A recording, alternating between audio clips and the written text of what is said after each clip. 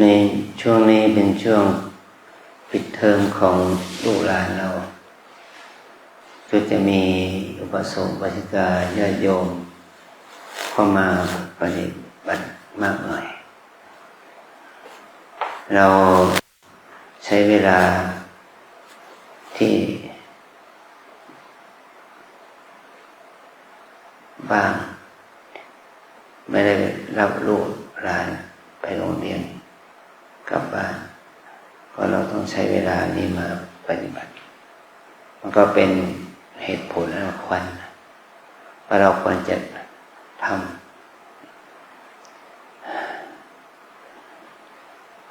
แม้แต่ว่าเราจะไม่ใช่บุคคลที่มีครอบครัวแต่เรามีเวลาของเราในช่วงนี้ก็มาได้เพราะช่วงนี้ก็เป็นช่วงหน้าร้อนนะวันนี้30 เมษายน พุทธศักราช 2569มันก็หมดไป4 เดือนแล้วเนาะ4 เดือนแล้วมันก็ว่าหมดไปหน่วยส่วนหนึ่งของปี1/3ของปี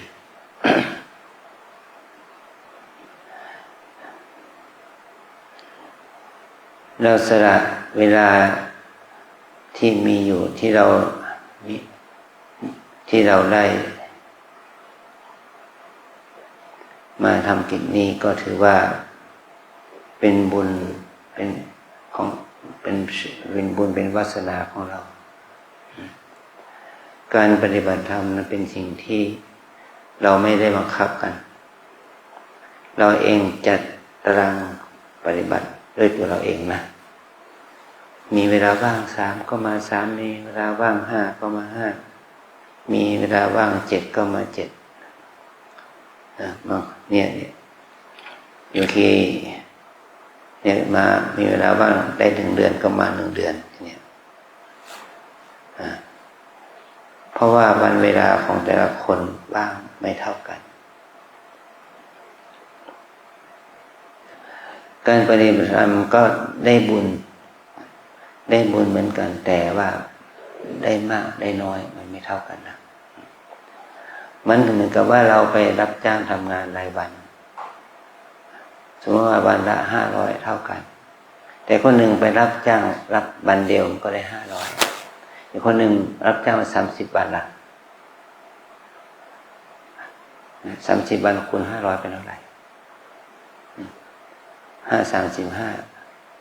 15,000 ใช่ไหมคนใดคนทำให้คุณถึงได้15,000ทำไมฉันถึงได้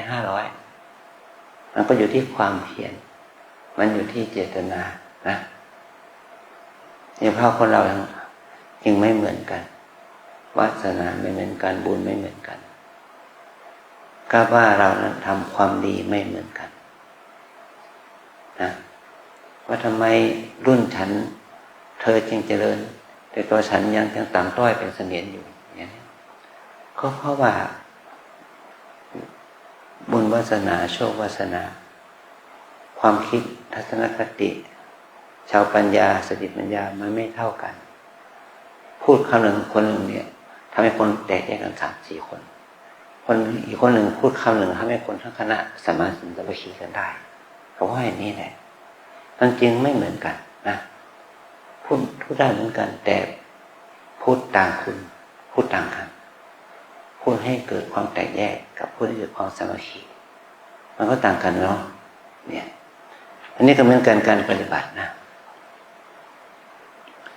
เราจะต้องปฏิบัติเพื่ออะไรปฏิบัติเพื่อเอาบุญถูกต้องทุกคนต้องปฏิบัติเพื่อเอาบุญแต่บุญนั้นมีองค์ประกอบต่างกันบางคนนี่เอาบุญเพื่อให้จิตสงบเท่านั้นแต่บางคนนี่เอาบุญเพื่อให้จิตมีสติมีสมาธิปัญญาไปด้วยเมื่อเรามีสติมีปัญญามีความเพียรมีศรัทธาทำไปด้วยมันก็ได้บุญมหาได้บุญกุศลหลายอย่างหลายเงื่อนไขแต่เราได้บุญเพียงแค่ว่าให้จิตสงบเฉยๆแล้วก็ทำบุญเพื่ออะไรเพื่อให้เป็นประโยชน์อะไร บางคนก็ทำบุญเพื่อจะได้ถูกหวยวันพรุ่งนี้หวยออกแล้วนะซื้อมาหลายใบหวังว่าจะให้ถูกหวยอย่างนี้เป็นต้นนะมันเป็นการทำบุญเพื่อหวังอะไรหวังเงินทองหวังลาภแต่บางคนนี่ทำบุญเพื่ออะไรอย่างที่แม่ชีเขาเนี่ยเขานำมาการทำบุญนี้เพื่อมรรคผลนิพพานคำว่ามรรคผลนิพพานนี่คืออะไรมรรคก็คือองค์แห่งปัญญาศีลสมาธิที่สมบูรณ์ปัญญาสมบูรณ์ศีลสมาธิสมบูรณ์ก็ทำให้เราได้ผลคือละกิเลสได้กิเลสที่ละไปแล้วนั่นแหละเรียกว่านิพพานนะเมื่อละกิเลสได้มันก็เป็นบุญสูงสุดแล้วเราจะได้หรือเปล่าหรือไม่ได้ก็ดูที่การกระทำของเรานะเราจะต้องฝึกปฏิบัติเพื่อให้เกิดปัญญาเกิดสติเกิดสมาธิเกิดความเพียรให้เกิดขึ้นกับการภาวนาแต่ถ้าเราปฏิบัติโดยมีบารมีมีอินทรีย์แก่กล้าผลมันก็จะออกมาได้ชัดเจนแต่ถ้าเราปฏิบัติโดยไม่มีปัญญามีสติสมาธิน้อยเมื่อปัญญาสติสมาธิน้อยอะไรเกิดขึ้นล่ะความฟุ้งความโกรธความโลภความหลงความอยากนั่นอยากนี่ความได้ความอยากมีนั้นมีนี่มันเกิดขึ้นมากนี่ก็เป็นบุญน้อยเป็นบุญที่มีกำลังน้อยมันเหมือนกับว่าผืนดินมันมีแต่หญ้า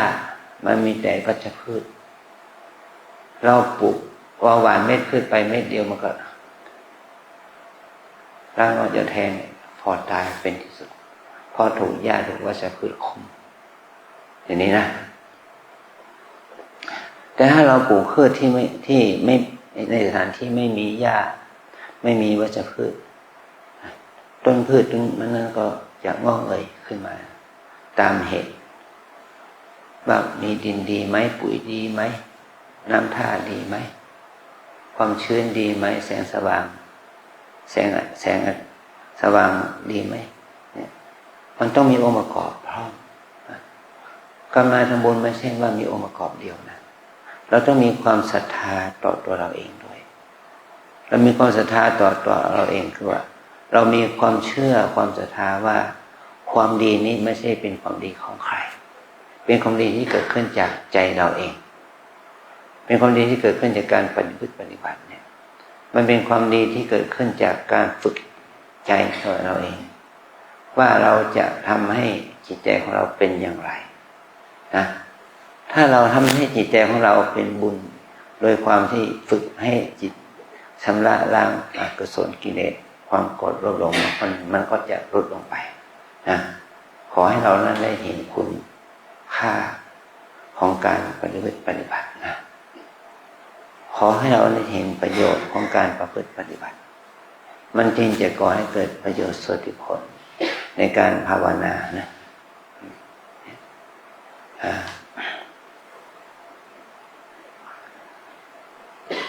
ตอนเราทั้งหลายในส่วนมากเราเป็นคนที่มาปฏิบัติธรรมมาสละตัวเองออกมาปฏิบัติธรรมอย่างนี้ได้ยากบางคนก็ปีหนึ่ง365 วันมาฝึกแค่3 วันมันจะได้ผลอะไรมันฝึกน้อยเกินไปการฝึกจิตนี่มันไม่ใช่เหมือนกับการก่อสร้างการก่อสร้างเหมือนกับว่าถ้าเราก่ออิฐไป1 ก้อนใส่ปูนใส่หินใส่แล้วก็ไปมันก็อยู่อย่างนั้นปีหน้ามาก่อใหม่ก่อได้ต่อนะก่อต่อได้เลยแต่การปฏิบัตินี่ไม่ใช่อย่างนั้นมาไปบัดปีนี้3 เดือนปีหน้ามาไปบัดอีก3 เดือนอีกมาปฏิบัติปีเดือนนี้3 วันปีหน้ามาต่ออีก3 วันมันไม่มีผลเลยนะสภาวะจิตมันไม่เกิดผลเลย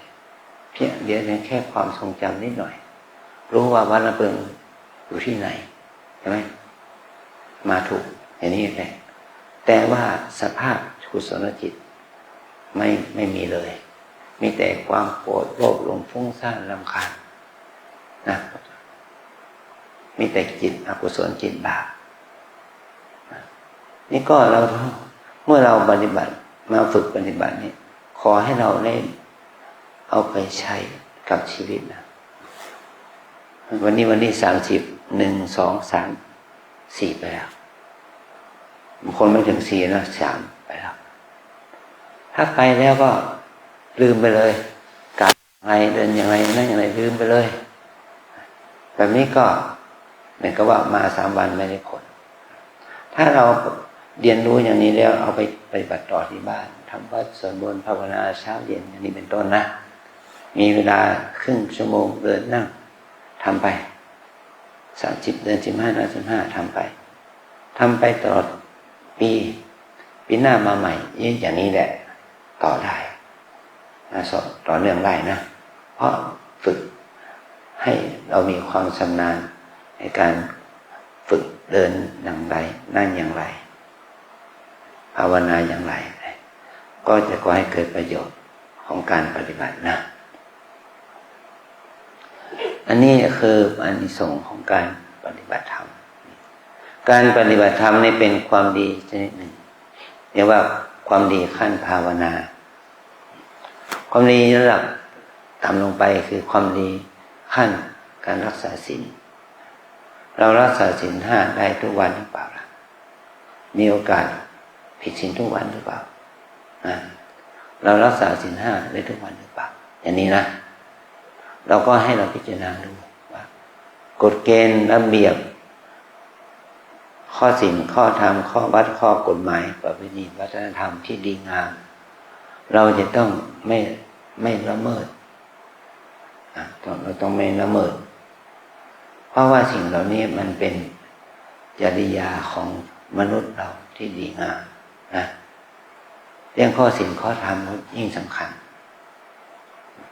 มันเป็นบุญกุศลเป็นมหากุศลด้วยถ้าเราละเมิดมันเป็นบาปเป็นอกุศลด้วยนะบุญขั้นต้นคือบุญขั้นพื้นฐานก็คือบุญทานการที่เราได้ทำทานเนี่ยทำทานแก่ใครถ้าเรามีลูกแล้วก็ให้ค่าขนมแก่ลูกนั่นก็ลูกก็เป็นผู้รับทานเรานะถ้าเราไม่มีลูกไม่มีสามีเราให้พ่อให้แม่ได้ไหมถ้าให้ก็เรียกว่าพ่อแม่เป็นผู้รับทานเราเป็นผู้ที่เป็นเนื้อนาบุญของเราเราจะไม่ให้ใครเลยก็ไม่ได้นะเราได้ก็ต้องให้เท่าที่จะแบ่งปันที่จะให้ได้ให้คนยากคนจนคนยากคนขอก็ได้ให้ภิกษุสามเณรทำบุญทำบาตรก็ได้นะให้แก่วัดวาอารามเป็นค่าน้ำค่าไฟค่าอาหารก็ได้ให้ปัจจัยสำหรับการสร้างโบสถ์วิหารศาลากุฏิก็ได้ให้สำหรับองค์กรภายนอกเราองค์กรภายนอกที่เขาทำประโยชน์สาธารณะก็ได้ถ้าประโยชน์นั้นเขาทำแล้วไปช่วยเหลือสังคมนะอย่างนี้เป็นต้นนะการให้เนี่ยจะเป็นเหตุเป็นปัจจัยให้เราได้สละสิ่งที่เราควรสละนี่คือการให้ทานแต่การให้ทานก็เราก็รู้สึกลำบากเพราะว่าเราไม่มีทรัพย์เงินทองเรามีน้อยเรารู้สึกลำบากเราให้ได้น้อยเราต้องมาเน้นที่การรักษาศีลการรักษาศีลนี้ทุกคนรักษาได้เท่ากันคนยากคนจนคนแค้นก็รักษาศีล5ได้สมบูรณ์คนมีศีลมีทรัพย์มีเงินมีทองมีหน้าที่การงานมั่นคงก็รักษาศีล5ได้มั่นคงรักษาได้ได้ไม่ได้มันดูนะคนเป็นเจ้าเป็นพระเจ้าแผ่นดินเป็นเสนาอามาตย์เป็นเศรษฐีทั้งหลายเขาก็รักษาศีล5ได้นะได้มั่นคงด้วยเพราะว่าเขาไม่เดือดร้อนเรื่องไปฆ่าสัตว์มากินไปลักขโมยเขามาเขาไม่ต้องไปเสียเวลาก็ไปหาการทำการพูดในสิ่งที่ก่อให้เกิดโทษก่อให้เกิดสิ่งจิตติดนะแต่ถ้าคนที่เป็นชาวบ้านธรรมดายังมีโอกาส แต่ฆ่าปูฆ่าปลาเพื่อกินเป็นอาหารเพราะเขายากจนนะอันนี้เป็นต้นนะรักษาศีลก็รักษาศีลได้ทุกคนแต่การภาวนาเนี่ยทำได้ลำบากทำได้ยากเพราะเราไม่รู้เป้าหมายของการภาวนาคืออะไรการภาวนามีสองอย่างคือสมถภาวนาเรียกว่าสมาธิภาวนานะกับวิปัสสนาภาวนาสมาธิภาวนาจะเป็นการภาวนาเพื่อให้เกิดสมาธิเราเรียกอีกหนึ่งว่าสมถะแปลว่าทำให้จิตสงบเมื่อเราเจริญภาวนาเพื่อให้จิตสงบเนี่ยเราจะต้องชำระล้างสิ่งที่ทำให้จิตไม่สงบมี5อย่างสิ่งที่ทำให้จิตไม่สงบมี5อย่างหนึ่งกามฉันทะกามตัณหากามราคะที่เกิดขึ้นในใจเราความชอบพอสิ่งที่ปรากฏทางตาหูจมูกลิ้นกายยินดีพอใจในรูปเสียงกลิ่นรสสัมผัสยินดีพอใจในคุณสมบัติยินดีพอใจในฐานะภาวะที่ก่อให้เกิดกิเลสตัณหานี่ตัวนี้แหละที่ทำให้จิตใจเราเศร้าหมองจิตใจไม่มีสมาธิอันที่สองโทสะโกรธเกลียดชังอิจฉาตณีมีจิตเป็นทุกข์ต่อตนเองและคนอื่นต่อสังคมต่อส่วนรวมเลยนะนี่คือตัวโทสะตัวพยาบาทอันที่สามคือความง่วงเหงาหานอนเสื่องซึมเกียจคร้านนี่เป็นตัวเหตุให้เกิดจิตไม่สงบนะความง่วงไม่ใช่ทำให้จิตสงบนะมันทำให้จิตตกฝึกเพื่อให้เรามีจิตตื่นด้วยนะไม่ใช่ให้จิตตกนะอันนี้ข้อที่สามความง่วงหานอนความเกียจคร้านนะ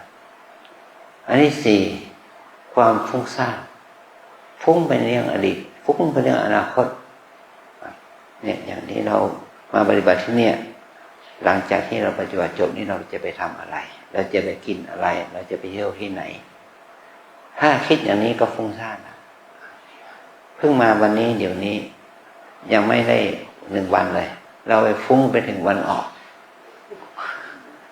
มันจะได้ประโยชน์อะไรล่ะให้เราคิดว่าการมาปฏิบัติธรรมเพื่อลดความฟุ้งซ่านให้เราระลึกรู้ความจริงของชีวิตว่าเดี๋ยวนี้ขณะนี้เป็นอะไรนะให้เราใส่ใจดูตัวเองอย่างนี้นะความรำคาญเนี่ยความรำคาญในสิ่งที่เราเคยทำมาแล้วที่ไม่ดีนะรำคาญในสิ่งที่เราทำมาแล้วที่ไม่ดีเรานึกถึงสิ่งที่ไม่ดีก็รำคาญในสิ่งที่เราจะต้องทำดีแต่เราไม่ได้ทำมาก่อนมานึกถึงตอนนี้เสียเวลาที่ผ่านไปเนาะก็ให้เราตัดความรำคาญทั้งฝ่ายดีและรำคาญทั้งฝ่ายที่ไม่ดีออกไปอันที่ห้าความสงสัยเราในใจถ้าเรามาปฏิบัติเราสงสัยว่าบาปมีจริงไหมบุญมีจริงไหมนรกสวรรค์มีจริงไหมมรรคผลนิพพานมีจริงไหมอย่างนี้เป็นต้นนะทำดีได้ดีทำชั่วได้ชั่วมีจริงไหมอะไรอย่างเงี้ยถ้ามีจิตคิดอย่างนี้ทำให้เกิดความสงสัย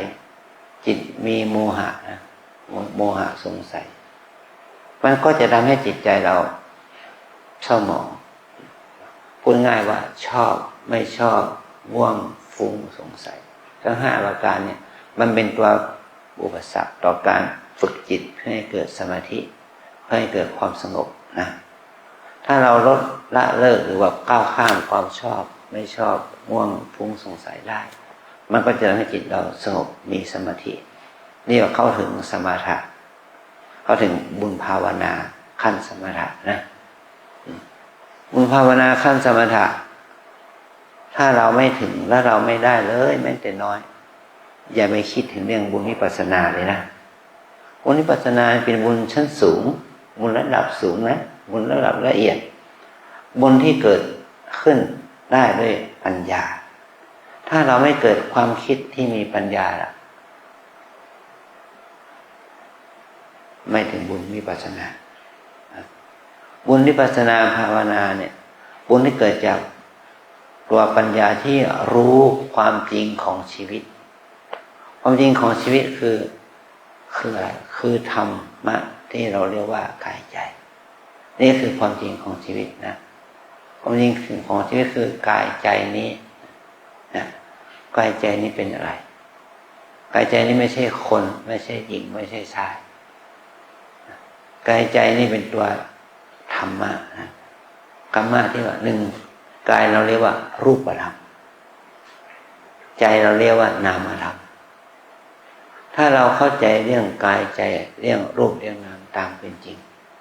เข้าใจว่ารูปนามกายใจนี้เป็นของไม่เที่ยงเป็นทุกข์เป็นของที่ไม่ใช่ตัวตนอย่างนี้เป็นต้นนะ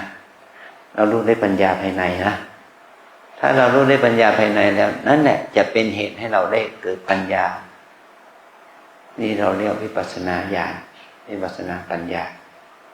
ไม่ใช่เกิดจากการฟังไม่ใช่เกิดจากการคิดต้องเกิดจากการลงมือทำให้เห็นคุณประโยชน์นะเรา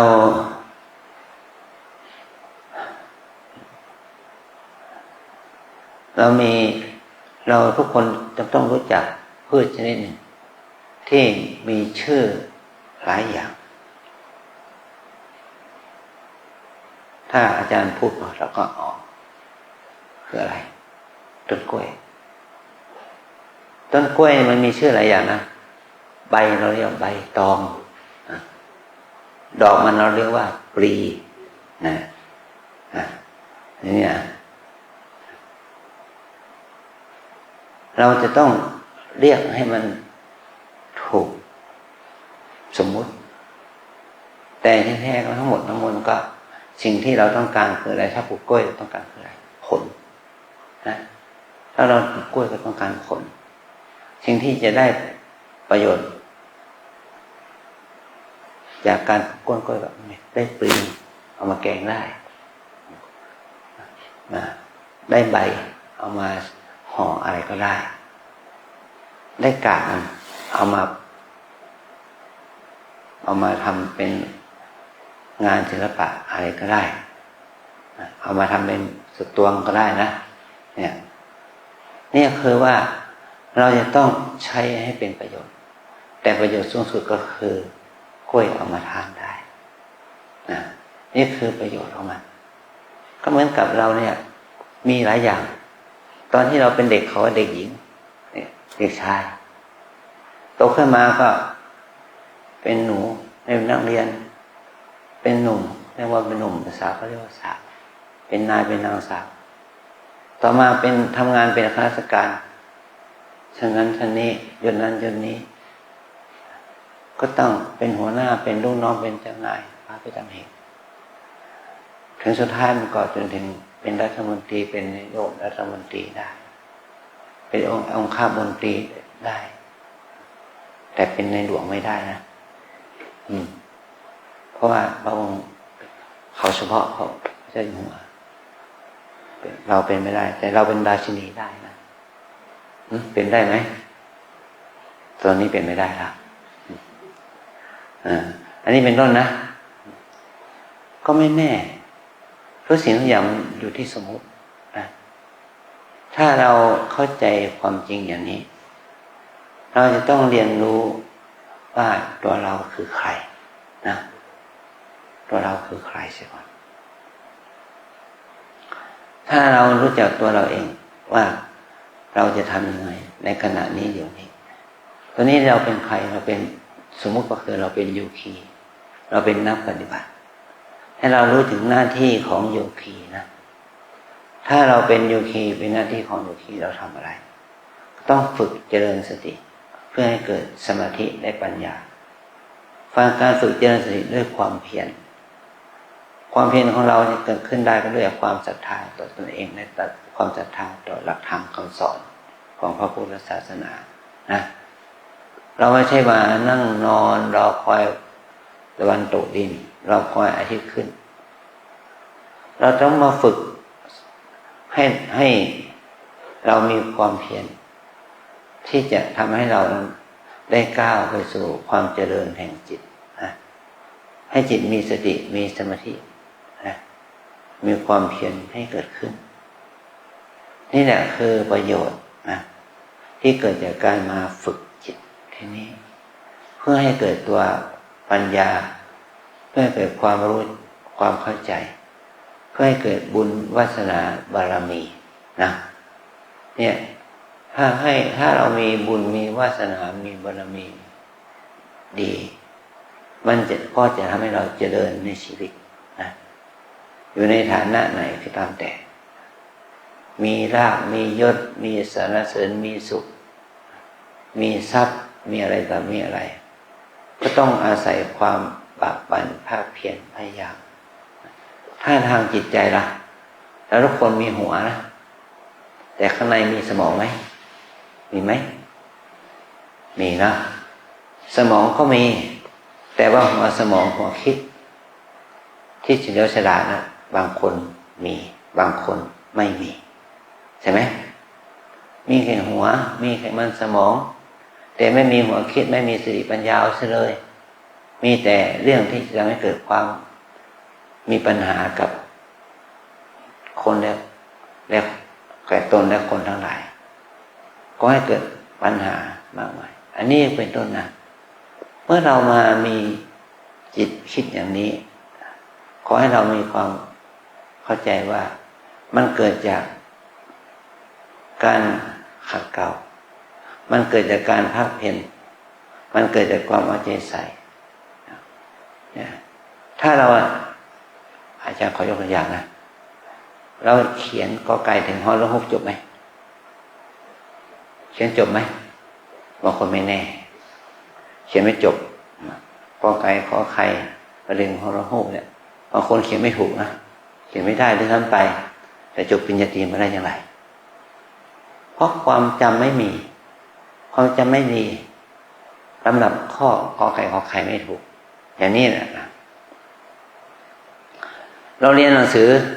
ตั้งแต่อนุบาลจนถึงประถมมัธยมเขาก็สอนให้เราเรียนเขียนอ่านได้จนถึงระดับมหาวิทยาลัยเนี่ยตำราภาษาไทยทุกเล่มตั้งแต่ตำราอนุบาลจนถึงปริญญาเอกนะตำราเหล่านั้นต้องเขียนด้วยคำไทยใช่ไหมภาษาไทยภาษาเหล่านั้นเป็นคำไทยภาษาไทยแต่เราจะใช้อักขระพยัญชนะเหล่านั้นได้อย่างไรให้มันเป็นประโยชน์กับตัวเราเองให้เกิดปัญญากับตัวเราเองนี่แหละคือประโยชน์ของความที่เราจะต้องใช้ภาษาให้ถูกต้องนะเนี่ยก็ไก่ขอไข่นี่แหละถ้าเราเรียนรู้นี่ให้ลึกซึ้งเข้าไปจนถึงปริญญาเอกเป็นศาสตราจารย์กิตศาสตราจารย์กิตติคุณอันอย่างนี้ได้นะแต่ถ้าเราไม่เลยแค่อ่านก็อ่านภาษาอะไรก็ไม่รู้คำพูดอะไรก็ไม่รู้ไม่มีสาระไม่มีความหมายมันก็ไม่มีเกิดสติปัญญาอันนี้เป็นต้นนะอันนี้ก็เหมือนกันเนี่ยเรามีตาหูจมูกลิ้นกายใจเหมือนกันเอามาจากบ้านเท่ากันนะเอาตาหูจมูกลิ้นกายใจเอามาจากบ้านเท่ากันมี6 ทวาร 6 อารมณ์เนี่ยถ้าเราเอามาใช้ถูกมันก็เป็นคุณณที่นี้ถ้าเอามาใช้ผิดมันก็เป็นโทษแก่เรานะขอให้เรานั้นได้รู้สิ่งที่เราพูดเนี่ยถ้าแนะนำเขาด้วยการพูดต้องระวังเยเนวะยันตินิพพานังพุทธาเตสัญจะสาวกาเอกายะเนนะมัคเคนะสติปัฏฐานะสัญญินะเอาไปอ่านสิตรงไหมมันก็ตกนะตกไปคำฟังหลายวันละอ่านให้ถูกต้องอย่างนี้เราจะต้องอ่านให้ถูกต้องอย่างนี้ภาษายิ่งภาษาธรรมะเราต้องอ่านให้ถูกต้องมันไม่ใช่ว่าไม่สำคัญต้องเอาใจใส่ดูแลในฐานะที่เราเป็นพุทธศาสนิกชนเมื่อเราเป็นพุทธศาสนิกชนแล้วจะต้องรักษา ส่งเสริมอนุรักษ์เชิดชูบูชาพระธรรมวินัยหลักธรรมคำสอนของพระพุทธเจ้าอันนี้เป็นประโยชน์ที่จะเกิดขึ้นกับตัวเราเองในฐานะที่เราเป็นชาวพุทธนะเนี่ยชื่อของเราเนี่ยบางคนนี่เป็นชื่อภาษาไทยเนาะสุรีรัตน์สุรีแปลว่าอะไรสุระแปลว่ากล้าหาญรัตนะพวกนี้ที่มีความกล้าหาญทางที่เป็นยังไงที่เป็นเกี่ยวเป็นอันประเสริฐเนี่ยกัญจนาแปลว่าอะไรทองคำชนาการปราณีอย่างนี้นะพัชรีแปลว่าอะไรแปลว่าเพชรเนี่ยสุปราณีอะไรเงี้ยกนกพัฒอะไรอย่างนี้นะมันมีเป็นชื่อภาษาบาลีแต่ถ้าเราไม่รู้ความหมายก็เป็นชื่อธรรมดาบางทีก็อ่านยากอีกต่างหากนะนัชชานันท์ชนิดาภาอย่างเนี้ยชัชพงษ์อะไรอย่างเนี้ยมันเป็นคำบาลีแต่เราไม่รู้ความหมายเพราะเรายังไม่รู้จักตัวเองนะไม่รู้จักตัวเองว่ามีชื่อนี้ไหมมีความหมายว่าอย่างไรแล้วเราจะพัฒนาตัวเองขึ้นได้อย่างไรล่ะถ้าเรารู้ภาษาถ้าเราไม่รู้ภาษาก็เราต้องไปอ่านพจนานุกรมไปอ่านไวยากรณ์บาลีให้ได้ความหมายนะอย่างนี้เป็นต้นนะการมาปฏิบัติก็เหมือนกันเราต้องพยายามฝึกให้รู้ความหมายของเราเองทำอะไรเราต้องรู้ความหมายรู้จุดประสงค์ของการคนกราบพลิกนอเป็นทำไมถึงต้องกราบอย่างนี้รู้ความหมายไหมรู้เหตุผลไหมฝึกให้เรามีสติฝึกให้เรามีสมาธิฝึกให้เรามีความเพียรสังเกตไหมจิตใจเราเร่าร้อนอึดอัดทำไมต้องกราบอย่างนี้ทำไมต้องช้าอย่างนี้บางคนบ่นนะบ่นจริงไหมนี่แหละคือเราไม่รู้แต่ที่แท้เขาฝึกให้เรามีสติฝึกให้เรามีสมาธิฝึกให้เรามีความเพียรฝึกให้เรามีความอดทนเนี่ยแค่การกราบมันก็มีความหมายที่ลึกซึ้งเข้าไปให้เราเรียนรู้ความเป็นใจไปของกิริยาอาการทุกอย่างไม่ว่ากราบเสร็จแล้วยืนเดินนั่งกำหนดพองยุบอะไรนั่งแต่ทุกอย่างมันต้องมันก็เป็นเหตุให้เกิดสติสมาธิความปัญญาและความเพียรความอดทนนะมันไม่ใช่ว่า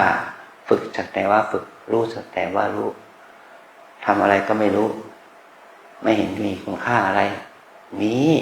แต่เรามีปัญญาน้อยไปหน่อยไม่รู้คุณค่านะไม่รู้คุณค่าในสิ่งที่เราสอนที่เราแนะนำเพราะเราไม่มีปัญญารู้มันต้องใช้เวลาถ้าเราอ่านภาษาต่างประเทศนะถ้าเรามาอ่านภาษาต่างประเทศในวัยที่เราอยู่ในภาวะแห่งความเป็นคนผู้ใหญ่แล้วเราเข้าไปเมืองจีนภาษาจีนเต็มไปหมดอ่านคำหนึ่งได้ไหมไม่ได้นั่นเป็นความฉลาดหรือความโง่ของเราล่ะถามมันก็เป็นความโง่ของเรานะเพราะความไม่รู้ของเราเนี่ยแต่ถ้าเรารู้แล้วเราอ่านได้อย่างนี้เป็นต้นนะถ้าเราไม่เรียนรู้เลยไม่ได้อ่านเลยไม่ได้ศึกษาเลยมันก็เป็นคนโง่ของมันเราจะจบด็อกเตอร์ก็เป็นคนโง่ของเขาชั่วคนโง่ของคนจีนที่ไม่เรียนป.ถึงป.1 ป.2เขายังอ่านทุกคำได้เพราะเขาเรียนรู้ภาษาของเขาถ้าเขามาบ้านเราเขาโง่กับภาษาของเราเหมือนกันนะเขาอ่านไม่ได้แม้แต่อ่านไม่ได้เขียนไม่ได้ก็เพราะว่ามันไม่รู้ภาษาอย่างนี้แหละขอให้เราเรียนรู้ศาสตร์แต่ละศาสตร์ศิลป์แต่ละศิลป์ภาษาแต่ละภาษาให้เราเข้าใจสิ่งที่เราได้ไปสัมพันธ์กับสิ่งอื่นนะอันนี้ขอให้เราได้เรียนรู้ธรรมะเนี่ยนี่เราได้มาที่นี่ก็เพื่อว่ามาปฏิบัติธรรมคำว่าธรรมในที่นี้มุ่งหมายถึงรูปธรรมคือเขาให้เรียนรู้เรื่องกายนามธรรมให้เข้าใจเรื่องให้เราเรียนรู้เรื่องจิตเรื่องใจนะให้รู้เรื่องกายและใจนะว่ากายใจนี่เป็นอะไรเป็นยังไงมีสติไหม มีสมาธิไหมมีความเพียรไหมมีปัญญาไหมมีความอดทนไหมให้เรามีสติสมาธิมากขึ้นมีความเพียรความอดทนมากขึ้นมีปัญญามีความรู้เรื่องที่มันเป็นจริงในขณะนี้อยู่นี้ให้มากขึ้นอันนี้เป็นการฝึกไปทีละขั้นไปทีละขั้นตอนนะขอให้เราได้เพิ่มความเพียรนะตอนนี้ไปไม่เป็นขอให้ว่าตามอาจารย์นะวิปัสสนากรรมฐานตามแนวสติปัฏฐานมีสี่อย่างหนึ่งกายสองเวทนาสามจิตสี่ธรรมวิปัสสนากรรมฐานตามแนวสติปัฏฐานมีสี่อย่างหนึ่งกายสองเวทนาสามจิตสี่ธรรมหนึ่งกายสองเวทนาสามจิตสี่ธรรมกายเวทนาจิตธรรมกายเวทนาจิตธรรมนี่คืออารมณ์กรรมฐานสิ่งที่เราจะต้องฝึกให้เราเจริญสติเป็นไปในกายตั้งแต่การกราบการเดินการยืนการนั่งการดูอาการของรูปนี้นะทุกกิริยาการคู่เหยียดก้มเงยล้างหน้าแปรงฟันบ้วนปากทุกอย่างให้เราฝึกให้เรามีสติเป็นไปในกายนะอันที่สองฝึกเจริญสติให้มีสติอยู่กับเวทนาถ้าเรารู้สึกปวดเจ็บชาเหน็บเมื่อยขบอย่างนี้เป็นต้นอ่ะเราเปลี่ยนท่าไปกี่คนแล้วนะเป็นทุกท่าเนาะเปลี่ยนท่าไปหาทุกเนี่ยให้เราฝึกอยู่กับเวทนาถ้ามีสติกับเวทนากับปวดหนอชาหนอนะเจ็บหนอไม่ทนไม่ไหวหนอทนไม่ไหวหนอขยับหนอเปลี่ยนหนอเป็นหนออย่างนี้ฝึกไปตามอาการของเวทนามันไม่ใช่มนุษย์เด็กเนาะมันเป็นคนมีเนื้อมีหนังไม่ใช่มีเจ็บมีปวดเป็นธรรมดาให้เราฝึกอย่างนี้นะอันที่สามฝึกสติเจริญสติเป็นไปในจิตนั้นคิดดีคิดไม่ดีฟุ้งซ่านโลภโกรธหลงชอบไม่ชอบก็ให้รู้สภาพของจิตเช่นนั้นเราไม่ใช่นักบวชนะเราไม่ใช่นักปฏิบัติเป็นพระอริยะเราเป็นปุถุชนเราเป็นคนธรรมดาเราจะต้องมีความโกรธโลภหลงเกิดขึ้นเป็นธรรมดาแต่เราต้องฝึกนะขัดเกลามันเหมือนกับว่าต้นไม้ต้นหนึ่งเนี่ยมันมีเปลือกมันมีกระพี้มันมีเนื้อถ้าเราต้องการไม้นั้นด้วยเนื้อเราต้องเอาเปลือกออกเอากระพี้ออกให้เหลือแต่เนื้อแปรรูปเป็นอะไรเป็นไม้แผ่นเป็นไม้เครื่องไม้แห่งเอามาทำเป็นเฟอร์นิเจอร์เอามาทำเป็นบ้านเป็นเรือนได้นี่คือประโยชน์ที่เกิดจากการที่เราได้รู้จักคุณค่าของไม้ต้นนั้นนะไม้ต้นนั้นจะมีมูลค่าเป็นหมื่นเป็นแสนก็ต้องแปรรูปต้องเปลี่ยนรูปแปรรูปให้มันมีค่าถ้าเอามาเป็นเสาก็ต้องขัดต้องเกาเอาเปลือกเอากระพี้ออกนะมันจึงจะทำเป็นไม้ที่เป็นกลึงเป็นเสาที่งดงามเงางามได้นะทุกอย่างมันต้องฝึกพัฒนานะดูจิตเห็นจิตเป็นอย่างไรจิตมีราคะจิตมีโทสะจิตมีโมหะจิตหดหู่จิตฟุ้งซ่านจิตโกรธโลภหลงให้มีสติดูนะอันที่สี่ต้องสติอยู่กับธรรมเราทุกคนมีตาหูจมูกลิ้นกายใจเอามาจากบ้านมาแล้วนะอยู่กับตัวเองทุกคนนะตาไม่บอดหูไม่หนวกจมูกไม่เสียลิ้นยังรู้รสได้กายยังไม่พิกลพิการเพราะเรามีทวารทั้งหกนี่อยู่กับตัวให้เรามีสติเจริญสติเป็นไปในทวารทั้งหกเห็นก็ให้มีสติรู้ว่าเห็นหนอเห็นคนเห็นสัตว์เห็นสิ่งของเห็นอะไรก็แล้วแต่ที่เราเห็นเนี่ยเรามีตาเห็นนะมันจะตาไม่ค่อยดีก็ใส่แว่นเป็นธรรมดาเนาะอาตมาก็ต้องใส่แว่นเนี่ยถ้าใส่แว่นอาตมาเนี่ยถ้าใส่แล้วจะมาไม่ถอดนะทั้งวันบางคนนี่ จะใส่แว่นทีก็อายเขาขอให้อ่านหนังสือหาแว่นมาหากระจกมาหาแว่นมามันก็ทำให้เสียเวลาเราต้องอาศัยว่าเราต้องยอมรับความจริงว่าตาของเราสายตาสั้นสายตายาวสายตาเอียงเราอาศัยว่ามีตาไว้สำหรับเห็น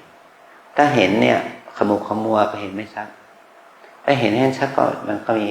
ก็ต้องใช้อุปกรณ์ช่วยนะเห็นก็ว่าเห็นหนอเห็นคนเห็นสัตว์ก็กำหนดว่าเห็นหนอนะได้ยินกลิ่นได้ยินทั้งเสียงทั้งหูกำหนดได้ยินหนอไม่ใช่รำคาญไม่ต้องไปรำคาญมันเพราะหูเราดีเราจึงได้ยินชัดไม่ต้องไปรำคาญมันหรอกได้ยินพอได้ยินหนอหนวกหูกับหูหนวกเอาไหนจะเอาไหนเอาหนวกหูนะไม่ได้เอาหูหนวกนะนั่นแหละหูหนวกมันเป็นโทษต้องไปเข้าโรงเรียนสอนคนหูหนวกนะคนใบ้คนหูหนวกก็ใบ้ไปด้วยนะเพราะมันไม่เคยได้ยินมาก่อนพูดเป็นใบ้เนี่ยคนหูหนวกก็กลายเป็นคนใบ้แต่เรามาปฏิบัตินี่เราไม่ต้องเอาหูหาเรื่องนะเงี้ยงหูฟังคนนั้นคนนี้พูดอะไรเขานินทาเราหรือเปล่ามันไม่ใช่อย่างนั้นไม่ต้องไประแวงคนอื่นมากเกินไปว่าเขาจิตทุกข์เรื่องเราหรือเปล่านะได้ยินหนอเนี่ยกินกระทบกับกินหนอหอมเหม็นรสกระทบกับรสหนอเปรี้ยวหวานมันเค็มก็รสหนอนั่นแหละนะอร่อยไม่อร่อยก็รสหนอนั่นแหละนะชอบไม่ชอบก็รสหนอนะถ้าชอบใจหนอไม่ชอบใจหนออีกสัมผัสเย็นร้อนในอ่อนแข็งตึงไหวก็ให้เรามีสติกำหนดรู้อาการเย็นร้อนแข็งอ่อนแข็งตึงไหวนั้นตามที่เราได้สัมผัสนะตอนนี้เหมือนกับเราอยู่ที่นี่มันเย็นเพราะเครื่องปรับอากาศนะถ้าเราออกไปข้างนอกล่ะมันไม่มีเครื่องปรับอากาศให้เราได้เย็นแล้วเราต้องยอมรับสภาพว่าเราจะต้องร้อนเย็นเราต้องรู้ว่าเย็นร้อนต้องรู้ว่าร้อนแข็งอ่อนตึงไหวก็ให้ไม่รู้ถึงความแข็งอ่อนตึงไหวนั้นตามอาการแต่ถ้าเราขาดสติล่ะชอบใจไม่ชอบใจฟุ้งซ่านรำคาญสงสัยนะขอให้เรามีสติด้วยอาการชอบไม่ชอบฟุ้งซ่านรำคาญสงสัยที่เกิดจากการสัมผัสนั่นแหละชอบไม่ชอบเมื่อฟุ้งรำคาญสงสัยนี้มันไม่เป็นตัวอุปสรรคกับการเจริญวิปัสสนาชอบไม่ชอบเมื่อฟุ้งสงสัยมันเป็นอุปสรรคกับการเจริญสมาธิสมถะแต่ถ้าเราเจริญวิปัสสนามันไม่เป็นตัวอุปสรรคให้เรามีสติรู้ตามอาการที่มันเป็นของจิตนะจิตชอบจิตไม่ชอบจิตฟุ้งจิตรำคาญจิตสงสัยก็ให้รู้ความเป็นจริงแต่เราไม่เข้าไปยึดติดมันไม่เข้าไปยินดียินร้ายกับมันก็ให้เกิดความทุกข์ความสุขกับเราก็ก่อนเหาะนั่นเลยขอให้เห็นทั้งโทษของมันถ้าเราปฏิบัติอย่างนี้ก็จะทำให้จิตใจเราเจริญทางปัญญาขึ้นมานะว่านี่คือธรรมะไม่ใช่ของไกลจากตัวเราธรรมะคือสิ่งที่ใกล้ตัวเราว่าที่เป็นภาษาคำพูดว่าธรรมะเนี่ยไม่ใช่ของไกลเกินเอื้อมมันอยู่ในเงื่อมมือเราเนี่ยเอามือไปแตะได้สัมผัสได้เนี่ยธรรมะมันก็เป็นธรรมะถ้าเรามาแตะเนี่ยรู้สึกหนารู้สึกเบารู้สึกหนักรู้สึกเย็นรู้สึกร้อนใช่ไหมถ้ารู้สึกมันรู้สึกให้มีความรู้สึกอย่างนั้นเย็นอย่างนั้นร้อนอย่างนั้นก็ให้มีสติระลึกรู้นะกินน้อยนอนน้อยพูดน้อยแล้วก็ปฏิบัติให้มากนะใส่ใจเอาใจใส่ตัวเองอย่างนี้นะขออนุโมทนา